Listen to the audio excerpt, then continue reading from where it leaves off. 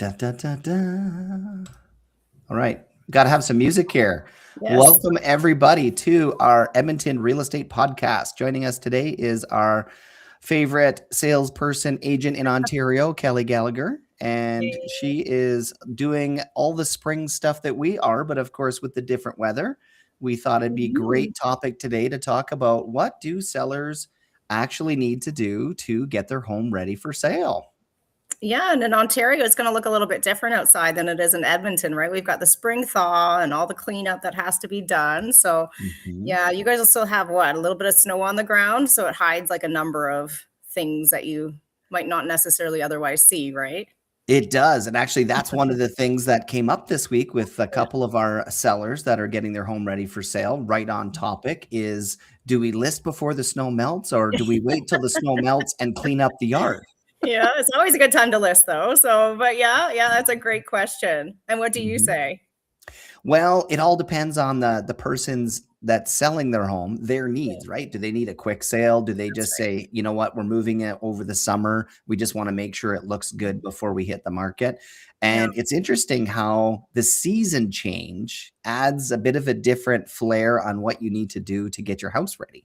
Oh yeah, absolutely, right? Homeowners all know this. If you have a home, you own a home, it looks very different in the winter and there's different maintenance that has to be done winter to spring to summer even, right? So, Yeah. yeah, you got to get some crews in or get the mulch out or whatever it is you need to do to make it look, show ready basically. So, get those Mhm. leaves out of the way and make sure it's, ready to go. Absolutely. And, part of our consultation process, and I'm sure you do the same, but we all have our different flair on how we do things as realtors, Yeah. is having a little conversation with the homeowner when we first go into their home. Could be months, weeks, days, whatever their Yeah. timeline is, and just identifying two key things. I always love to start with two key things that I can tell any homeowner, but they actually don't realize how much of an impact it is. Oh, yes, yes. And that is my favorite: paint, because paint always looks nice when it's fresh Yeah. paint. Yeah. And the second thing, believe it or not, for me, my favorite, I'd like to hear what your favorite is fix anything that's broken. Oh my So gosh, yes, yeah. for a good example, it's like, you're walking around the house at nighttime and you're like, oh, the floor creaks there on that stair, but not on this stair, right? And this Yeah. door works, but this door kind of, when you go to close it, it shifts, it kind of drops down. It's like Yeah. there's nobody that knows your home better than you. Mhm. And I feel like the best advice I've gotten for people to like get their best bang for their buck on the sale is to say, if you know where all these things are, you're the best one to know, I got to fix that, because the buyer will find it on an inspection, but they Yes. may not find it when they're looking at your home initially. That's So, right. Yeah, it's a nice courtesy, right? And then you also feel psychologically like you're ready to put it on the market too, just in case someone does come in and notice, oh, that handrail's a little shaky. yeah. There's little things like that. I went to a listing, not a listing appointment, but I went to an appointment today to show a house, and Mhm. the front doorknob actually fell out for the agent behind me. So we had trouble getting like the key in even, and we Yeah. thought, oh, this is weird. Maybe it's just us. We just every home is different. Yeah. But that seller knew that door entry wasn't functioning properly, right? So just little things like Yeah. that, and it's the first impression that you get when you walk into a home that makes a huge difference. So I love how you said the paint. That is a massive and cheap way just to up, the value of your home really quickly and fairly inexpensively as well. And a lot of the times, a lot of Yeah. people can do it themselves if they've got Mhm. the time, or there's great professionals out there that you can get in just to do a really quick job. I don't know if Yeah. you have this in Edmonton too, but we've got a 1 day painting service as well. You can come in, get it done Okay. 1 day, and out they go. So it's really time effective too for a lot of people looking to sell quickly. And Yeah. don't have the time to spend on it. So paint, I agree. But one of my favorite things, Chris, and I get you on the fix things. Trust me, I do. But one of my favorite things for homes is, just making sure that when you walk in, it's got flow, and that you can Yeah. really envision yourself, yourself or your clients living there or purchasing the Mhm. property, and it's not over cluttered. So a big thing for me isn't Yeah. necessarily even going to cost any money. It's just removing things from the home, putting them away for a little bit, so that when Yeah. you walk in, you can see your own pictures up on the wall. You can see yourself living there, and it feels comfortable and it feels Yeah. like home. Yeah. Yeah. Absolutely. And you make a good point there is showing houses to potential buyers that are looking for their dream home. The one thing that we notice really, really well when we're going in, say, between 30 and 50 homes a week to show Mhm. our clients homes that they Mhm. might want to buy, you really get like when you walk into a house and you're like, oh, the couch is in the wrong spot. It doesn't like, I can't get through here. I got to walk around. Yeah. And so that's a really good take on the other side of things when I'm talking to homeowners about what do you need to do. Often, one of the big things that comes up in conversation is we have our interior design consultant Mhm. that goes into the home and says, I'd want you to move the furniture on this wall, or I want you to Mhm. move that out of the way and put it in this room. And Yes. just that little replacement of furniture, even if they already have the furniture they like, it Yeah. just makes such a big difference when you're walking through the home and you're not walking around things. Yeah. But to the point where a lot of people say, well, if I had to set it up like this before, I would have loved living here so much more. This makes so much sense. It does, doesn't it? And I'm sure you Yeah. provide that service as a complimentary service to your clients like we do here at Oak and Key. You know, it's just something that we provide to people and say, you know, we've got this. Like we just want to make sure your house looks amazing when it hits the market. So we Yeah. provide that free staging consult for them as well. And they can take it or leave it. But I Mhm. find, you know, I might even use it for I just moved into a new spot and I might have someone come in and take a look around and say, this needs to flow better, right? It's just, it is Yeah. much nicer to have a professional take a look and it's objective and it's like one step removed because you live there all the time. So, Yeah. like your point before, you know where everything needs to be fixed, but Mhm. sometimes you don't always see the things that need to be moved or shifted so Right. that you get the best picture, so you get the best first impression. Yeah, and Yeah. that's a really good point too, is getting things set up so that the pictures look great. A lot of Mhm. people, they think, "Oh yeah, the pictures are gonna look great. My house is clean. I've got these beautiful patterns in the carpet, these beautiful colored Yeah. walls." Yeah. And they often forget when a Mhm. person is shopping online, they're often looking on a mobile device. And so one of the tricks that we've learned, and our interior design specialist has helped us with this a lot, is when we're looking at a picture, you got to remember it's shrunk down to a 2 or 3 inch screen Mhm. for most people flipping through. And if you've got a purple wall and a blue carpet or a black couch, or there's just a pattern and there's 3 different patterns in it, that even if the picture is big enough, it's cluttered because of the patterns or the colors.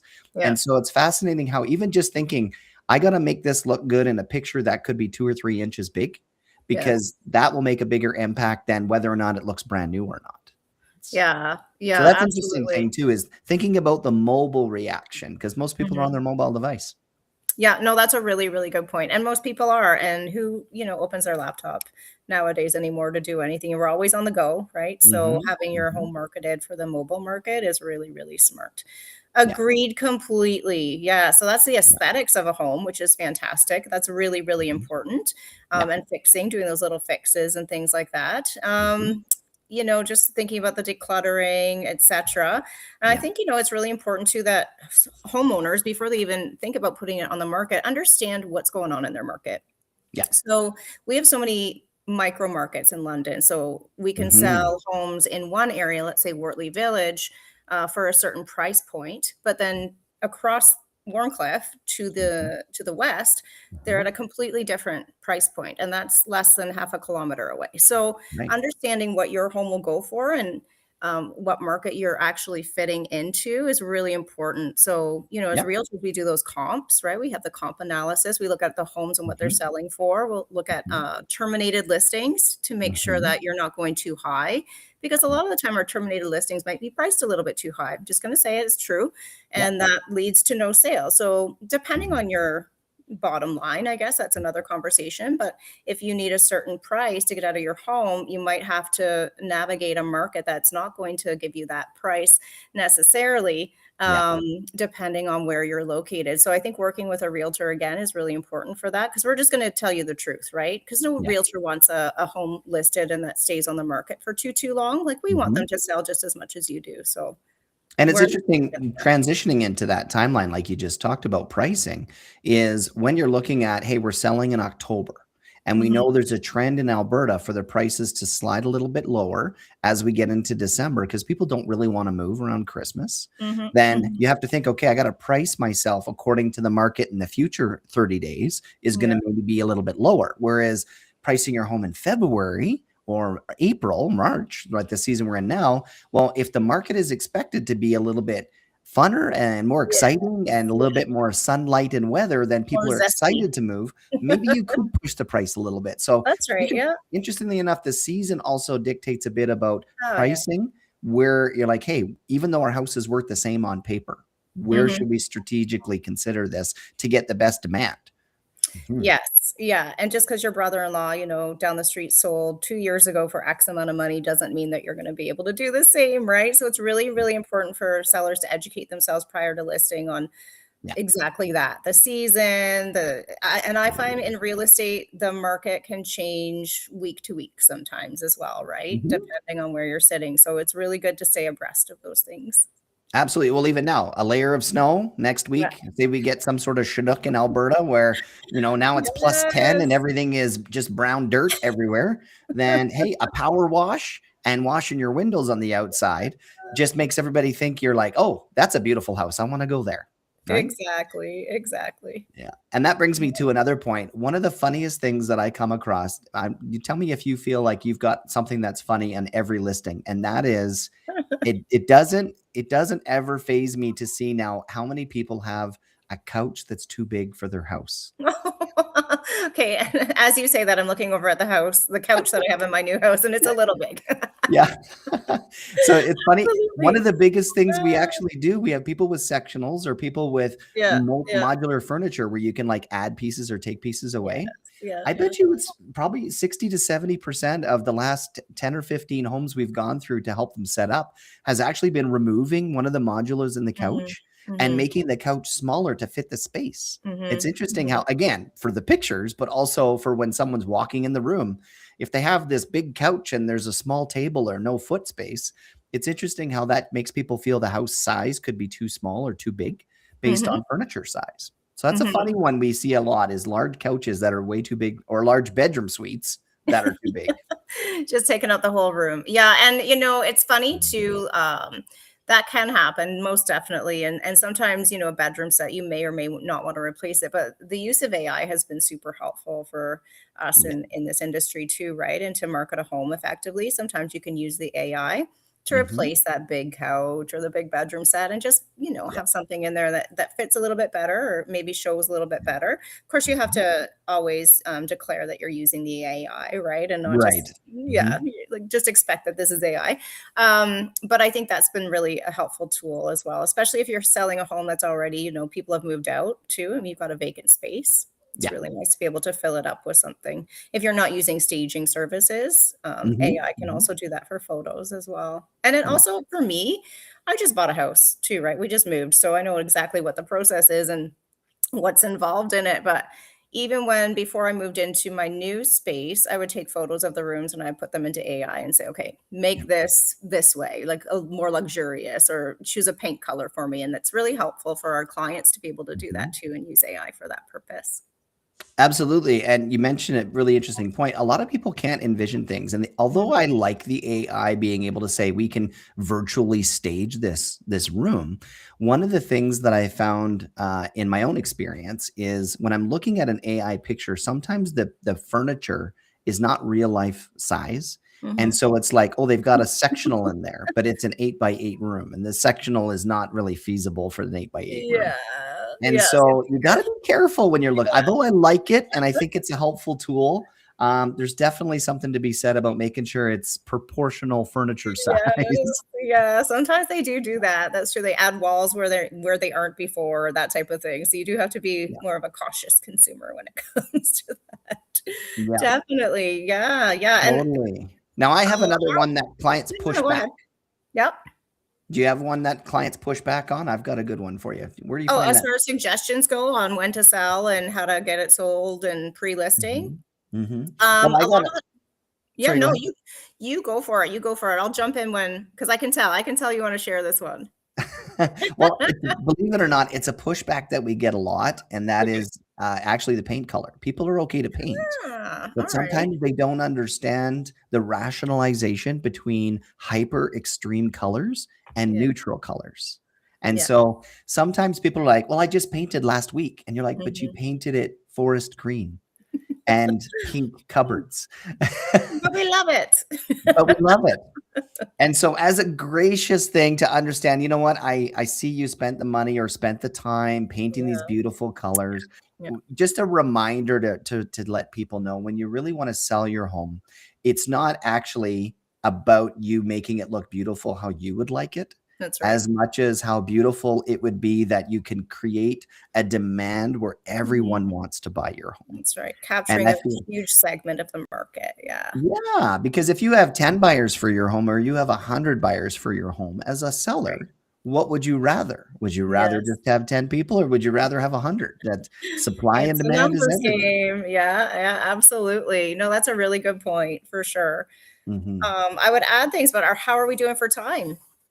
Good. We got a couple minutes here left. If do you have one more little nugget? You thinking that might work for you or? Well, honestly, it's around something that's really real in Ontario. It's a little bit of a more somber look, though. Okay. Unfortunately, it's not as much about the staging and decorating, but we've got a lot of people that bought in, say, 2020, 2021, et cetera, that, Right. bought at low interest rates and they bought Mhm. high. So they, Right. really maxed out their budgets. And now we've got rising interest rates. So a lot of the times what we're seeing is we need to coach sellers through the fact that they might not get the same price that they paid for in 2020, 2021, 22. So that's a real thing in Ontario right now. Not sure if it is Right. in Edmonton as well. And then we have to talk them through, Mhm. will you have enough money to close Right. at the end of the day? So it's a Yeah. really, it's a tough conversation to have, but that's the type of Mhm. thing that we're also talking to our sellers about before they list. And is it a Right. good time to list, right? Mhm. So, yeah. Yeah, and that's a good point. That piggybacks right onto I need to maximize my home sale price because I'm Mhm. downsizing. I'm not That's buying right. another property. Maybe I'm going to be a snowbird. So I Yeah. want to Yeah. sell in the peak of the market or vice versa. When I'm working with a homeowner that's maybe moving up into their dream home, a lot of the times we'll say, let's sell your home in the low market because at the end result, if we can get your dream home for a cheaper price Oh, because it's yeah. a slow market, Yeah. that's an interesting strategy too, is just to say, sometimes it's not about increasing the sale price. That's It's right. about decreasing your purchase price on your next bigger home. Oh, yes. Oh, yes. That's also a fantastic strategy. So, yeah, there's multiple ways to look at it for sure. Yeah, Mhm, depending on mhm. where you are and what your needs are and why you're selling, right? How come you're selling? That's a great question to ask and to ask yourself if you're a seller, what makes us want to sell at this point? And then you can go Absolutely. from there. So I Yeah. have one more little nugget I'm gonna leave us with today, Okay, great. and it's my trick both for making your house look great, but also whether it's convincing or manipulating, we don't wanna use that word, but getting people to see that you might be better at taking care of your home. Our little trick that we like to teach people is to clean the mechanical room.